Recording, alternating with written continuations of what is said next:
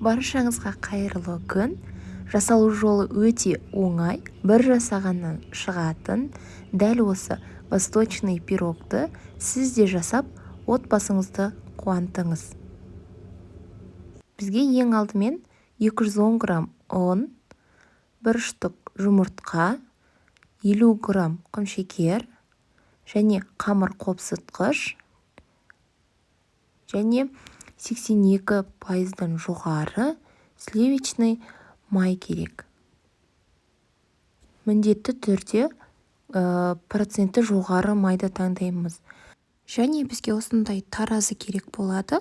Бұл осы пісіретін заттарымыздың барлығын өлшеп, граммдарын бәрін нақты қосатын боламыз. Бізде граммы артық немесе кем болатын болса, пісіретін затымыз дұрыс шықпай қалады. Бізде осы майды 82%-тен жоғары майды пайдаланамыз. Майдың дәміне қарай біздің пирогтарымыздың дәмі де өзгеріп отырады. Және майымыз бөлме температурасында немесе холодильникте мұз қатып тұрған май болсын, бола береді. Себебі біз крошка жасаймыз алғашқысында, бізге кез келген май жарай береді. Дәл осылай граммын точно шығарып аламыз. Бізде 100 грамм май алынды. Енді құрғақ ыдыс аламыз. Құрғақ ыдысымызға алғаш ұнымыздың барлығын салып алатын боламыз. Келесі майымызды менікі бөлме температурасындағы емес болғандықтан мен оны пышақтың көмегі арқылы майда бөліктерге видеодағыдай бөліп алдым.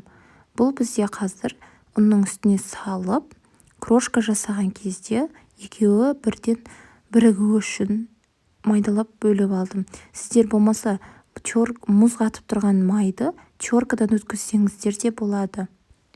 Егер де сіздердің бөлме температурасында тұрған майларыңыз болса, онда тіптен жақсы.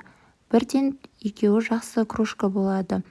Бұл жерде қолдың көмегі арқылы екеуін жақсылап араластыратын боламыз, біріктіріп, бізде әдемі крошка пайда болады. Менің каналымдағы пайдалы ақпараттарды және де дәл осындай оңай рецептілерді біліп жүргілеріңіз келсе, арнама міндетті түрде жазылып, комментария бөліміне өз пікіріңізді жаза кетіңіз. Қолдауларыңызға көп рахмет.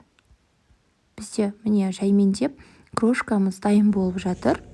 Дәл осындай крошка болып шығады. Осының үстіне құмшекерімізді салып, жақсылап араластырып алатын боламыз қолдың көмегі арқылы.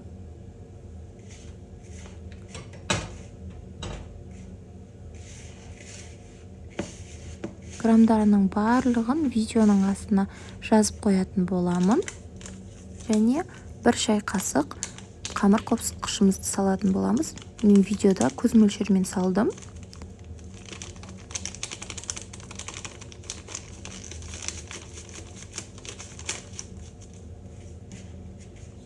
Екеуін жақсылап араластырып, үстіне жұмыртқамызды жарып,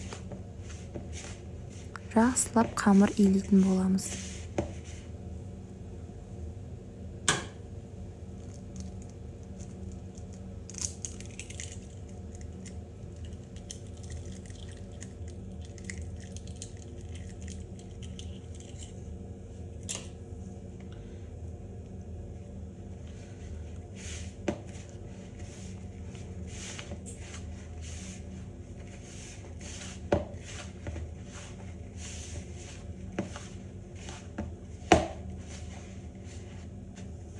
Біздің қамырымыз дайын болып қалды. Дәл осылай қолдың көмегі арқылы жақсылап илеп біріктіреміз.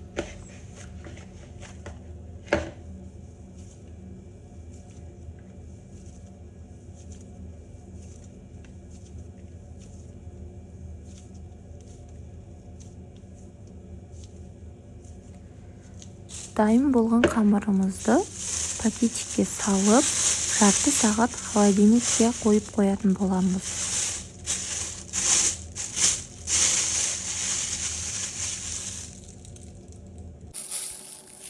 жарты сағат уақыттан кейін дайын қамырымызды алып, бізге дәл осындай қалып керек болады. Бұның асты алынатыны да болады. Менде астында антипригарный болған соң май жағудың керегі жоқ. Ал егер де сіздерде асты алынатын болса, пергамент қағазын міндетті түрде төсеңіздер. Дайын болған қамырымызды дәл осылай видеодағыдай қалыпқа нығыздап орналастырып шығатын боламыз.